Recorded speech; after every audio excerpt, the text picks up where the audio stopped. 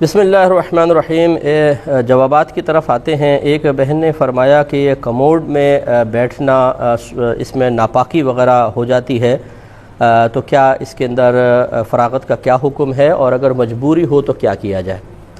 دیکھیں، بامر مجبوری باہر تو تقریباً سب یہی ہے۔ سعودی عرب کے اندر بے شمار مقامات پر، اور اسی طرح جب آپ جہاز وغیرہ میں سفر کرتے ہیں تو یہی مسائل ہوتے ہیں۔ تو اگر انسان تھوڑا سا احتیاط کے ساتھ فراغت حاصل کرے تو اپنے آپ کو ناپاکی سے بچا سکتا ہے۔ لیکن شرعی مسئلہ یہ ہوتا ہے کہ جب انسان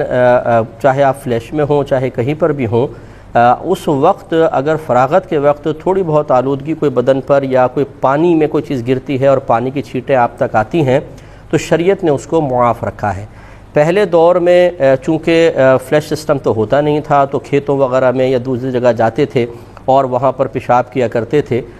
تو زمین پر پیشاب گر کر بعض اوقات ہوا کے ذریعے یا ویسے پریشر سے اس کی باریک چھینٹیں قدموں تک پہنچ جایا کرتی تھیں، اور چونکہ یہ بہت زیادہ تھا کہ لوگ بار بار پیشاب کرنے جاتے تھے، اب اگر ان پیشاب کی باریک چھینٹوں کو ناپاک قرار دیا جاتا تو بار بار لوگوں کا ناپاک ہونا، پھر وہ پاؤں اگر پانی میں پڑ جائے تو پانی کا ناپاک ہونا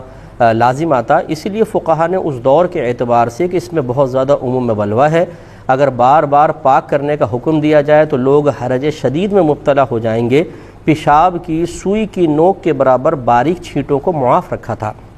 اس کا مطلب یہ ہے کہ باریک چھینٹیں تو اس وقت بھی پہنچتی تھیں۔ اسی طریقے سے پہلے ابتدائی بالکل دور میں ڈھیلے کا استعمال ہوتا تھا، اور آپ جانتے ہیں کہ ڈھیلا کتنا بھی یوز کر لیا جائے کچھ نہ کچھ نجاست کا اثر جسم پر رہے گا، کیونکہ وہ مکمل طور پہ پانی کی طرح صاف نہیں کرتا، لیکن شریعت نے اس کو معاف رکھا۔ خلاصہ کلام یہ ہے کہ اگر اس طرح کا کوئی کموڈ وغیرہ کا رواج رائج ہو جائے اور اس میں بالفرض اگر ناپاکی کا اندیشہ بھی ہو تو انشاءاللہ اگر کوئی اس میں فراغت حاصل کرتا ہے اور تھوڑا بہت جسم پہ کوئی ناپاکی آتی ہے، شریعت معاف رکھے گی، بعد میں اس کو دھو ضرور لیا جائے۔ ہاں، اگر آپ کے پاس دو آپشن ہیں، ایک میں آپ بالکل محفوظ رہ کر پاک طریقے سے طہارت کر سکتے ہیں، دوسرے میں ناپاکی کا اندیشہ ہے، تو پھر ہم پر واجب ہوگا کہ اس طریقے کو اختیار کریں کہ جس میں بالکل آلودگی کا اندیشہ نہ ہو۔ لیکن باہر کے ملکوں میں آپ کو پتہ ہے کہ تقریباً ہر جگہ اب یہ کموڈ ہی یوز ہو رہے ہیں، لہٰذا اسی کو یوز کرنے کا طریقہ سیکھ لینا چاہیے، عادت ڈال لینی چاہیے، اور صحیح طریقے سے یوز کیا جائے تو ناپاک رہے بغیر بھی